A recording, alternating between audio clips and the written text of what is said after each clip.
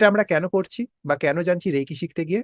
Reiki শিখতে গিয়ে আমরা এই জন্যই জানছি, কারণ আমরা মানুষকে বুঝতে শিখবো এবং জীবনটাকে আরো গভীরভাবে বুঝবো। আপনারা দেখবেন সাধারণত যদি গীতাও পড়েন, গীতার অধ্যায় 7 সম্ভবত শ্লোক 4 এবং 5, ঠিক আছে? সম্ভবত আমি ঠিকই বলছি, ভুল বলছি না। এ- আহ, গীতার শ্লোক নাম্বার, অধ্যায় নাম্বার 7 আর শ্লোক নাম্বার 4 এবং 5, এখানে ইনডাইরেক্টলি একটা কথা বলা হয়েছে। আমরা সাধারণভাবে ভাবি যে সমস্ত ব্যক্তির মধ্যেই আত্মা আছে, তাই না? সমস্ত ব্যক্তি মারা গেলে তার শরীর থেকে আত্মা নির্গত হয়। কিন্তু আমরা যদি এই শ্লোকটাকে ভালো করে বুঝি, তাহলে দেখব যে আমাদের যে বিবেক, মন আর বুদ্ধি প্লাস আরো যে ক্ষমতাগুলো আছে, সেগুলো সবই জড় গুণ সম্পন্ন। আর আরেকটা গুণ আছে ঈশ্বর প্রদত্ত, সেটাকে বলা হয় আত্মা, বা যেটাকে স্পিরিট বলা হয়। তো আমরা যে জগতে মানুষ দেখছি, এই ম্যাক্সিমাম মানুষ হচ্ছে ব্যাকড্রপ পিপল। ব্যাকড্রপ পিপল মানে হচ্ছে, ধরুন প্রসেনজিৎ আর রঞ্জিত মল্লিক একটা রাস্তায় দাঁড়িয়ে শুটিং করছে, যেখানে রঞ্জিত মল্লিককে কোনো একটা মহান কাজ করতে হবে এবং প্রসেনজিৎ তাকে এসে সাহায্য করবে। ঠিক আছে, সবাই দেখেন বাংলা মুভি, বুঝে গেছেন। এবারে রঞ্জিত মল্লিককে যদি কোনো একটা ভালো কাজ করতে হয়, নিশ্চয়ই কোনো খারাপ কাজকে আটকাতে হবে, তাই না? খারাপ কাজকে আটকাতে হবে। তার জন্য তাকে ভালো প্রমাণিত করার জন্য ডাইরেক্টরের কিছু গুন্ডা ভাড়া করতে হবে, তাই তো? কিছু গুন্ডা ভাড়া করতে হবে তাকে আরো সঠিকভাবে দেখানোর জন্য যে মারপিটটা খুবই ন্যাচারালি হচ্ছে।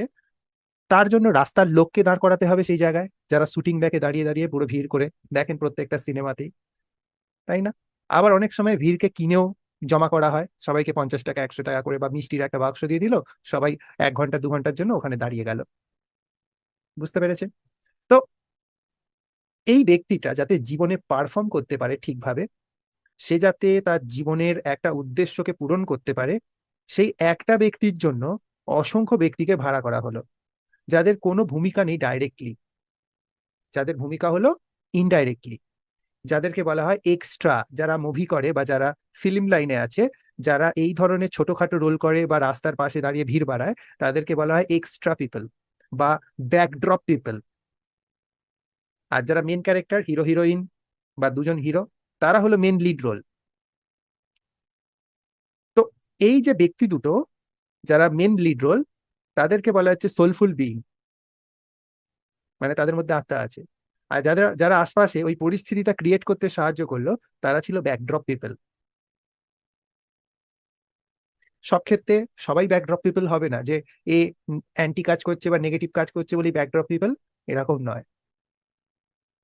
এটা অনেকটা সম্ভাবনা যে যারা আমাদের লাইফে ব্যাকে থাকে এবং আমাদের লাইফে স্টেজটাকে পারফর্ম করতে সাহায্য করে কোনো উপকারের মাধ্যমে বা কোনো অপকারের মাধ্যমে, তারা অনেক সময় ব্যাকড্রপ পিপল হয়, যারা বাস্তবে কিন্তু মানুষ নয়, কিন্তু তারা মানুষের মতোই মায়ের গর্ভ থেকেই জন্মায়, পড়াশোনা করে বা বিনা পড়াশোনা করেই বড় হয়, কোনো একটা হয়তো সরকারি প্রতিষ্ঠানে বা একটা দিনমজুর হিসেবে কাজ করছে, বা রাষ্ট্রনেতা হিসেবে দেশ চালাচ্ছে, বা বড় কোনো সেলিব্রিটি হয়ে কয়েক কোটি ফলোয়ারের মালিক।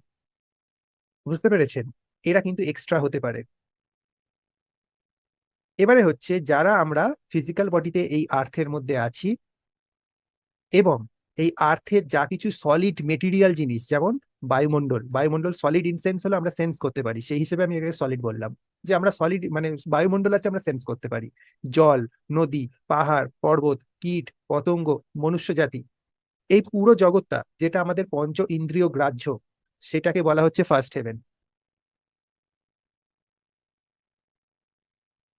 ফার্স্ট হেভেনের দুটো বৈশিষ্ট্য: একটা হলো প্রত্যেকের কাছে ফিজিক্যাল রক্ত মাংসের শরীর আছে, দ্বিতীয় হলো প্রত্যেকের কাছে ইগো আছে। ইগোর এবার মানে লিখুন, হোয়াট ইজ ইগো? ইগো মানে হলো, যাদের মধ্যে আত্মা নেই বা সোললেস বিইং হয়, তাদের কি করে চিনবেন বা তাদের বৈশিষ্ট্য কি, সেই নিয়ে দেখুন স্ক্রিনের ওপরে একটি ভিডিও লিঙ্ক চলে এসছে, আপনারা অবশ্যই ওইটা দেখবেন। আপনি যদি হোলিফায়ার রেকি আমার থেকে শিখতে চান, পৃথিবীর যে কোনো দেশ থেকে, নিচের দেওয়া নাম্বারে হোয়াটসঅ্যাপ করবেন, ভিডিওটিতে লাইক করবেন এবং প্রচুর মাত্রায় শেয়ার করবেন। নমস্কার।